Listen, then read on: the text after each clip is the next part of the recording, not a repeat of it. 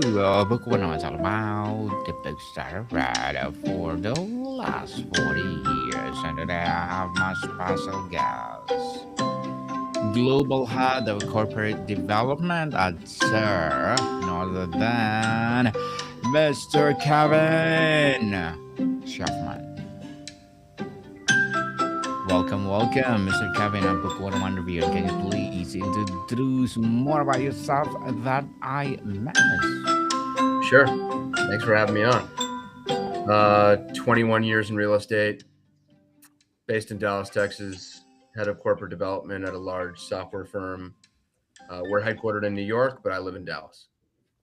Yes, and thank you so much for sharing your knowledge and wisdom to the world, Mr. Kevin. Thank you.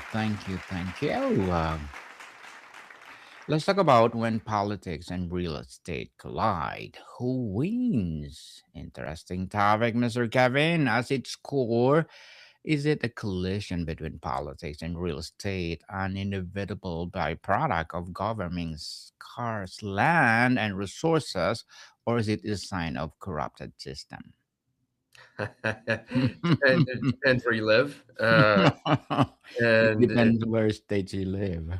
yeah, and it's not even it's not just what country you live in; it's what part of what country you live in, and it's Hmm. what neighborhood of what part of what country you live in.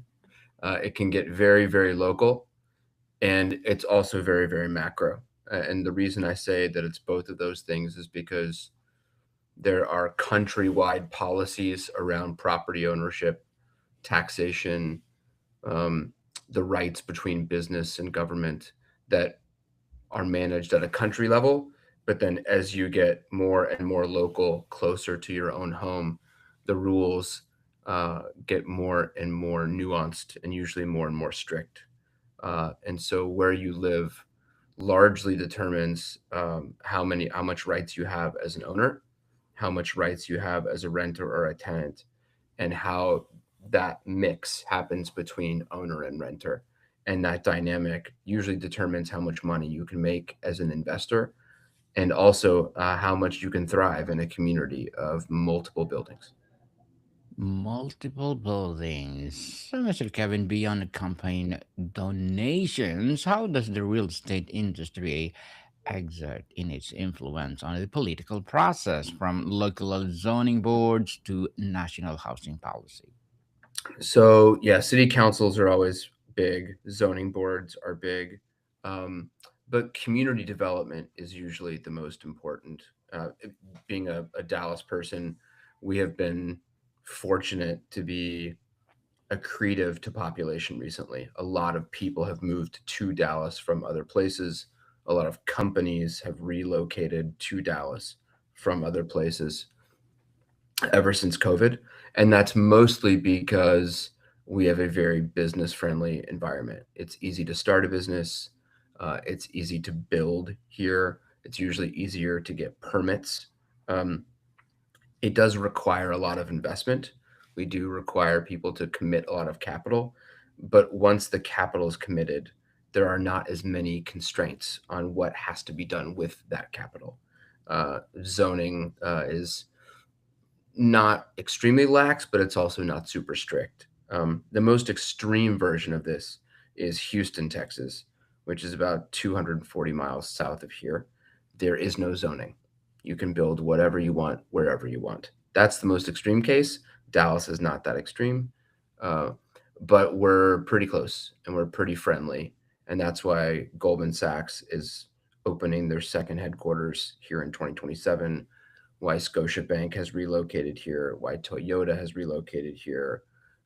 We, I don't know if you're in your part of the world, you've heard the term Y'all Street. It's a Mhm. colloquial nickname.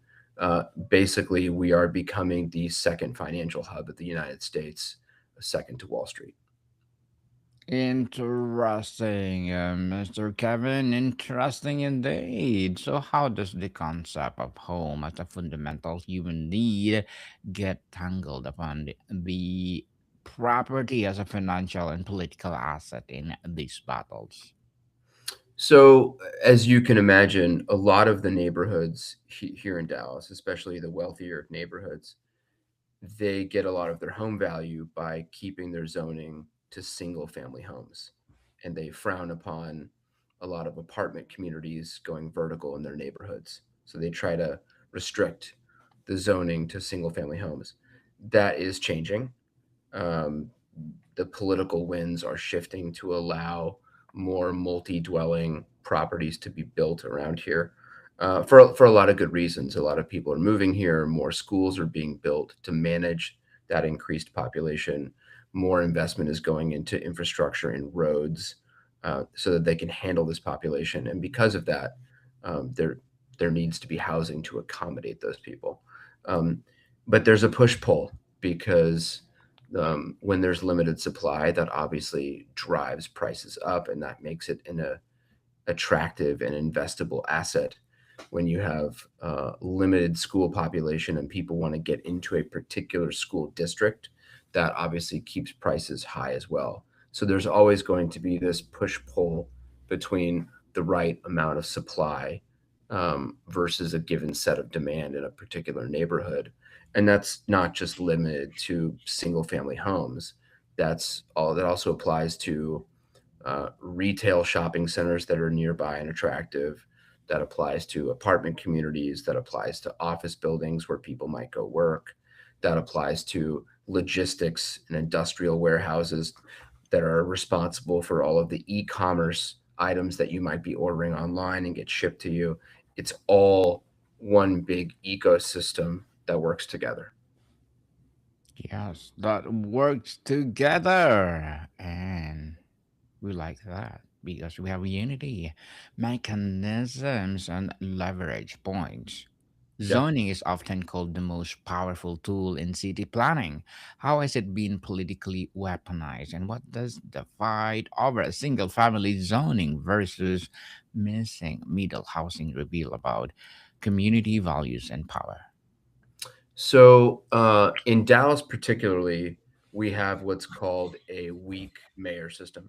So the mayor is not really able to force through particular legislation like you would see with executive orders. He has to get majority approval of the city council. I believe there's 12 members of city council. So it needs to be the mayor plus at least 6 members of the city council to get initiatives approved. And so when zoning changes come up for votes, eh, a lot of these folks have to horse trade with one another to get special projects built. So when a new stadium might need to be built for a sports team, or when a new airport is experiencing investment, additional runways, or logistics hubs, this all goes into zoning and the type of economic opportunity that's going to be unlocked. And there's a big battle right now. It's ever since I was born back in 1981. There's been a big battle between what we call North Dallas and South Dallas. And South Dallas has always been a more impoverished part of the city and has seen a lot of underinvestment, um, for a lot of reasons. And these things feed upon themselves. Um, there's usually a vicious cycle. So a community investment vehicle by a group called the Real Estate Council, TREC, began spending a lot of time in South Dallas to find communities where they could focus targeted investment on particular neighborhoods to show what types of housing projects work and make communities better. And they're trying to use those as examples to build political support to replicate that success in other parts of the city. We're pretty proud of that. I would say that the reason that zoning is so important is because zoning affects what types of buildings can be built. It affects the speed at which they can be built. It affects the cost requirements for them to be built. And as you may know, and your listeners may likely know, um, if you make the cost hurdle or the requirements hurdle too high for a particular building, a developer will just choose to deploy their capital elsewhere. We see a lot of that in California. They made the hurdles too high to build a particular apartment building, so developers just went other places, and that's why the homeless problem is so bad over there. Um, Whereas in Dallas, they've removed a lot of those requirements so that apartment communities can get built. The best example of that is actually Austin, Texas, which is about 200 miles southwest of here. Uh, they removed all the guardrails, and so much supply got built that rental prices dropped about 15% in the last 12 months. So it's been a very renter friendly environment only because it was so easy to build the necessary supply. I'm hoping that that becomes the case in a lot of other American cities and other non-American cities, that government gets out of the way and they let supply get built. Interesting again. Mr. Kevin, can you walk us through a real world example of how a major development project gets shaped by political alliances, community pressure, and behind the scenes negotiations? So the most public example of that today, because it's so all over the news and there's so much intrigue about it, are the three casino licenses that are up for grabs in New York City. Now, I don't live in New York. I've never lived in New York, so I don't know the deep, deep details there. But because my company is headquartered there and I spend a lot of time there, uh, I've been forced to learn a lot about this process. And all of the companies that are bidding for one of these three licenses, it's amazing the types of partnerships they've had to pull together, right? This is partnerships between casino developers, real estate developers, local municipal authorities, transit authorities, uh, to figure out the perfect combination of entertainment assets, required housing units that would add to housing for the people that are going to work in those facilities if the facilities get built, the infrastructure that would have to be developed so that tourists and locals could actually get to those facilities once they're built. So it's not just a casino, right? It is an entire entertainment district that is thinking about how it gets built. So this is live, this is work, this is play, and this is arrival to and egress from the destination. And it's, multiple billions of dollars, multiple years of development, tens of thousands of potential jobs, um, tens of billions of dollars of economic activity developed, and all the machinations that come with that. So you're looking at upfront capital investment requirements, minimum construction job requirements, minimum ongoing hospitality job requirements, minimum housing unit development requirements, and maybe some tax incentives if all of those requirements are met. It's very complicated, but it's potentially very exciting for the city of New York. Complicated indeed, Mr. Kevin.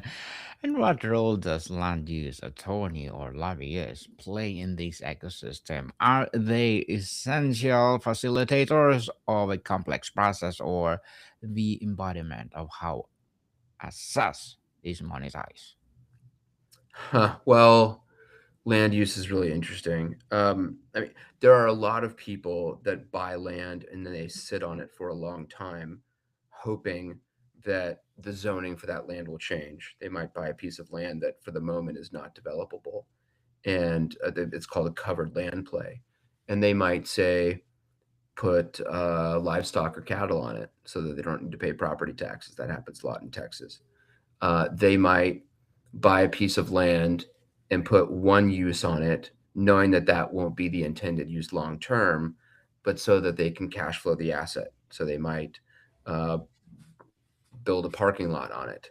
They might put a golf driving range on it, knowing that eventually they would like to develop some sort of larger real estate community, but that process might take years.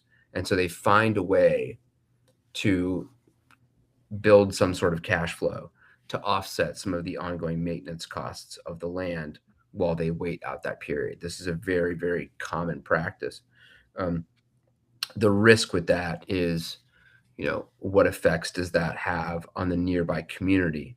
And will you keep the community engaged as you're trying to get the wider vision of that land approved. And we've seen that strategy be good, bad, ugly, and everything in between. Mr. Kevin, as a global head of corporate development, what are your short term and long term goals? Grow the company to a big value and sell it for a lot of money. Oh, yes. Good luck. Yeah. As with any venture backed company, that's always the goal, is a big exit. But my particular role as head of corporate development is we're always looking for partners that can help us scale, right? What services firms could help resell our platform, deploy our platform? What advisory firms could leverage our infrastructure to make themselves win more business? At the end of the day, the Cherry platform is a real estate focused data warehouse. So we integrate and collect and connect all of the necessary information a real estate company needs to run its business, whether that's data that a real estate company owns internally, their financial data, their operational data, or data that they might buy, right? Sales comps, lease comps, foot traffic, demographics, weather, risk, everything. And that's the reason why I talk about the collision of politics and real estate so often, is because a successful real estate company, to gain a competitive advantage, often combines proprietary data that they own themselves, publicly available data that governments have, and then interesting third party data that the market sells. And by combining those three legs of the stool together into one single data model, that's where companies usually find enhanced value, because it allows them to uncover some sort of strategy that others might not see coming.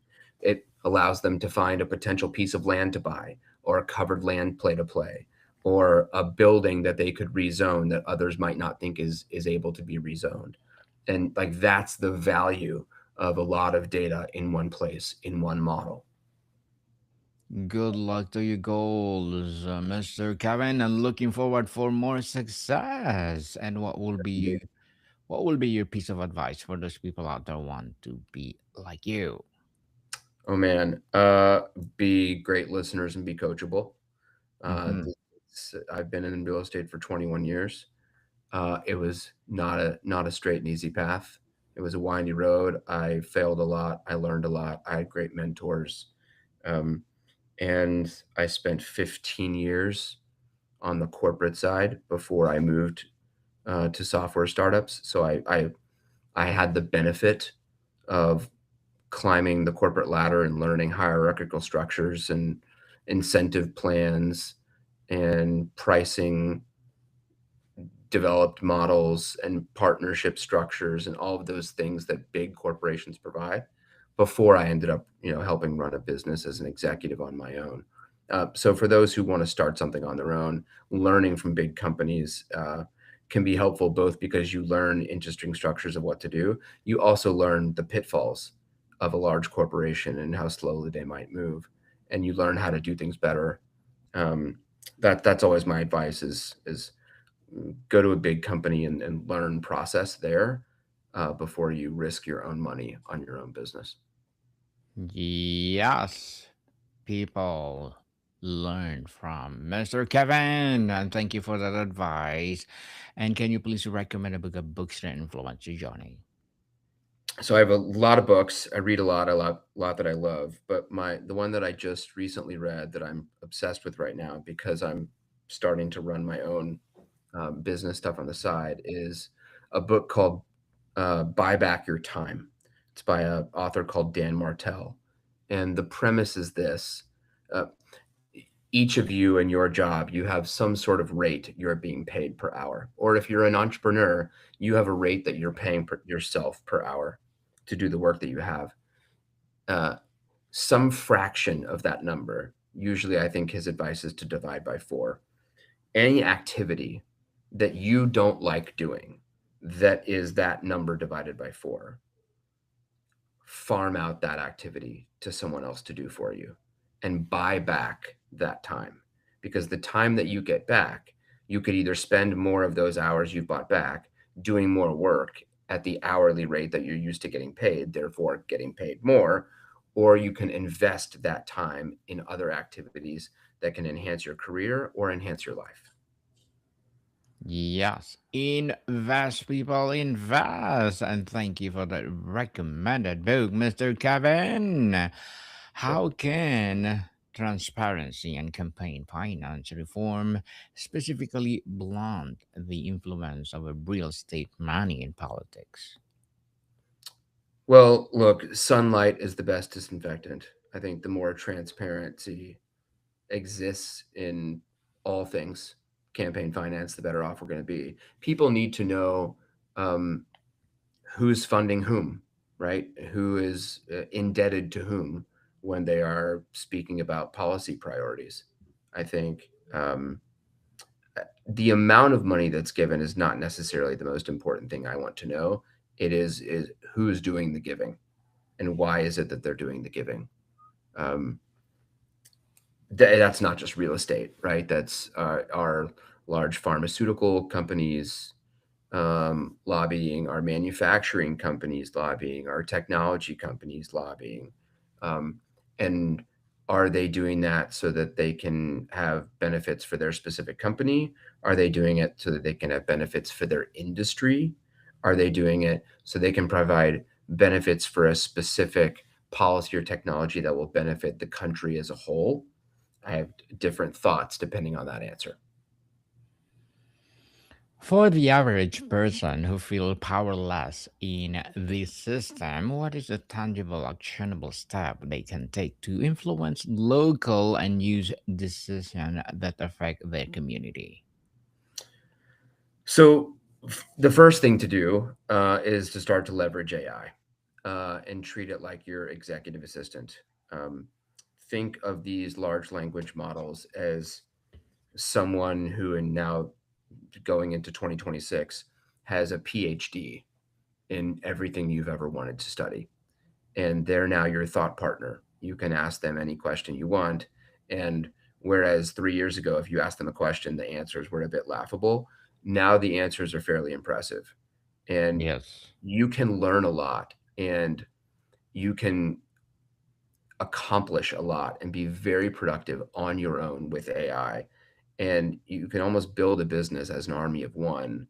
You can gain a lot of power back yourself with AI at your side. And I think that is temporary. I think everyone's going to start using it eventually and it will just become table stakes. But you have a limited window here, probably for the next 12 months, where you can accomplish a lot in a short window of time and use that to your advantage because government is not doing it. Mhm. Well, Mr. Kevin, before we wrap up our discussion for today, I'm inviting you to please do listen to my other podcast, people, my other podcast, because my abstract essay is already in fifth season, abstract poetry in second season, and of course, my book 101 review in fifth season too, comedy 101 in third season, and my food 101 is sixth season now this December, geography 101, love letters, movie 101 and Music 101 in its fourth season, Science 101, Sex 101, second season, and my BB podcast, Mental Health 101, Bible Verses 101, and Entrepreneurship 101, and of course, my Law 101. Please listen to them wherever you listen your podcast. So, Mr. Kevin, ultimately, in this collision, is the biggest winner simply the incumbency, the power of those who already own assets to share the rules to protect and increase their value. Very likely, yes. So if you're wondering what you can do now to win, is just to start. Um, begin finding a, if you don't have money yourself, find a partner to start to work to build some wealth yourself and just get on the wheel and start building that wealth because wealth begets wealth. Yes, people, wealth begets wealth. I like that, Mr. Kevin. And thank you so much for sharing your knowledge and wisdom to the world. Hoping for more and more success this coming 2026. So, can you please invite our listeners to support your advocacy, your business, or whatever projects that you're doing right now. Yeah, thanks for having me on. Please, anyone, find me on LinkedIn. Yes, people, let's support Mr. Kevin Shtofman because if you support him for sure, more and more empowering business will rise. So, Mr. Kevin, thank you so much for your time. Take care. Happy holidays. Welcome, people. See you soon.